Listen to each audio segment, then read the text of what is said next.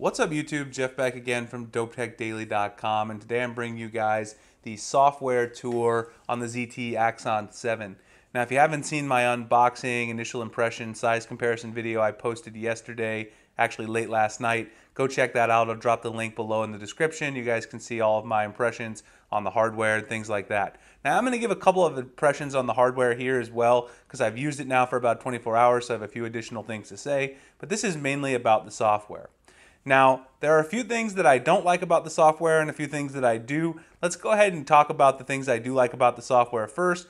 First of all, it's a relatively stockish experience. There's not a lot of customizations when it comes to things like the app drawer. It's also very, very smooth. You can see if you drop down the settings, you've got a little bit of customization, what ZTE has done with the settings. They look a little different than stock Android, but not entirely different. In fact, you can sort of get an idea here. I have the Moto G4 Plus. The G4 Plus is pretty much exactly stock with the settings drop down. It's pretty similar. You just get a little bit different, lighter material color there. But you've got most of your quick settings there that you expect to see, along with some additional options that ZTE has given you. You can see some of those options like Mi Pop, ultra power saving, lock, smart power. You've got the dual SIM settings. You can also turn on and off the Dolby audio there, as well as flashlight and a bunch of other things. Now these are customizable inside the actual settings menu, so if you want to customize your settings, you can easily do that. Of course, you also got the brightness slider right there. If we go into the settings menu itself, you can see here you've got some pretty standard settings. Again, they look sort of similar to stock Android, but a little bit different. You got a little different layout. You also have a tab here at the top that shows you your frequently used settings, Wi-Fi, Bluetooth, storage, display, etc. So all the things that you use the most will be right there, so maybe you don't have to go to the All Settings tab too often. So some of those there, of course, at the top as well. If you go into more, you've got some options for airplane mode. You can turn on NFC, your voice over LTE, email, tethering, and VPN. You've got a lot of stuff in the customizable features section, which is what most people are going to be interested in. You've got themes and wallpapers right here. This is the current theme right here. You can also switch this over to the classic Me flavor theme. You can see some of the screenshots here before you apply it. This is a little bit closer to, I think, what you saw last year on the ZTE Axon Pro. If you want to go back to that theme, you can certainly do that. This is the stock Android theme, which I'm running right now. And then, of course, you've also got a tab for your wallpapers. You can see right here, right now, I've got the home screen wallpaper, the lock screen wallpaper. You can set those individually. Right now, I'm using a wallpaper from Backdrops. Mi Pop, what this is basically is it's just a little back button that's going to put on the side of the screen. So I'll go ahead and turn it on, and I'll show you guys what it does. You can see it puts this little arrow key right here, and you can use that as a quick and easy back shortcut whenever you're in an app if you don't want to go all the way down to the bottom to press the back button. I don't find that to be particularly necessary on a 5.5-inch screen. This phone isn't that hard to hold. Something like the Xiaomi Mi Max, where it's really big, this is a great feature to have. Of course, you've got your fingerprint reader here. You can enter, do your fingerprints, add another fingerprint, etc.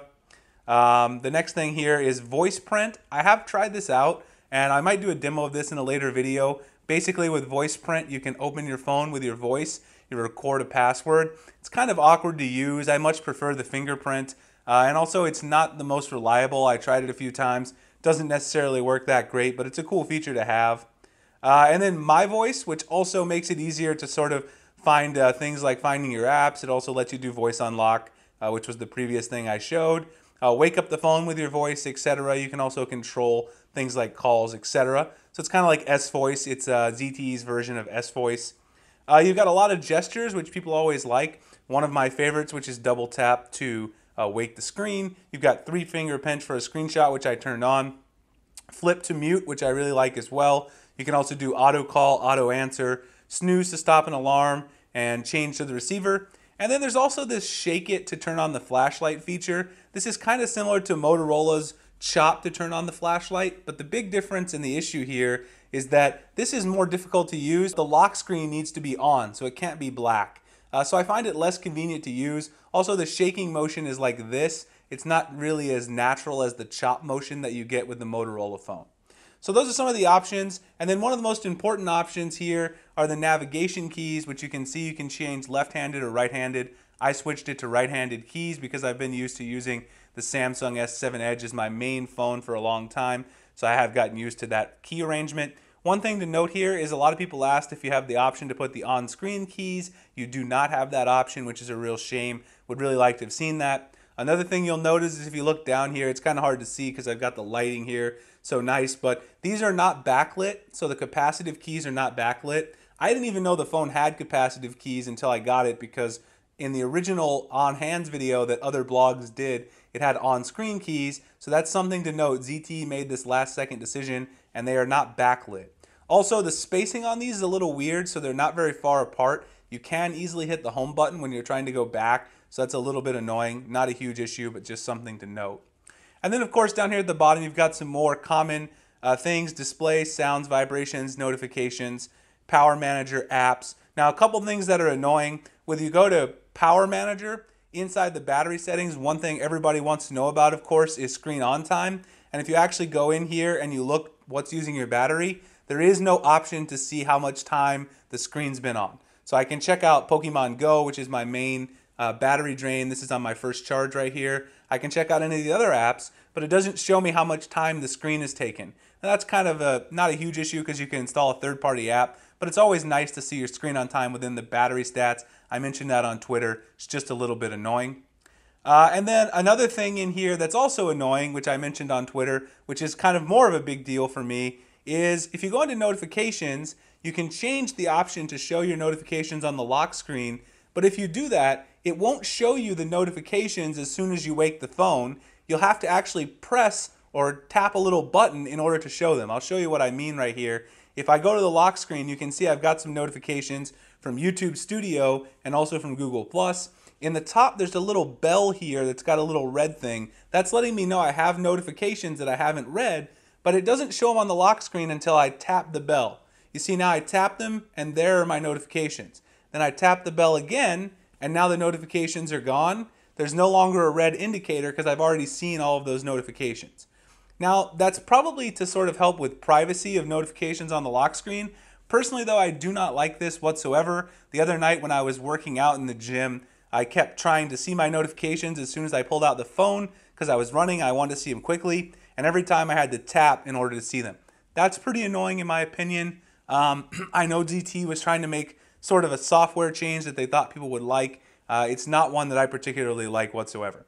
You've also got default app, storage, memory, connect to PC, some other basic things, location, security, accounts, etc. Nothing too interesting in here. I'll go ahead and show you guys that it is in fact running Android 6.0.1. You've got the May security patch on here. You can see, of course, you got the Snapdragon 820 as well. So it is running the latest version of Android, not the latest security patches, of course, which is kind of a shame, but hopefully ZTE will push that out and we'll see some regular updates on that front as well.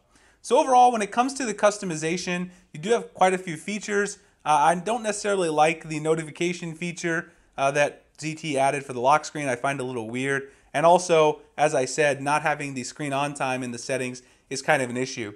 Otherwise, this thing runs super smooth. There's no problems so far with the UI. I haven't had any issues. You can also customize things from your home screen just by holding it down. You get some wallpapers, widgets. You can also do your themes from the home screen, and you can also change your animation effects. You can change it to cube inside, cube outside.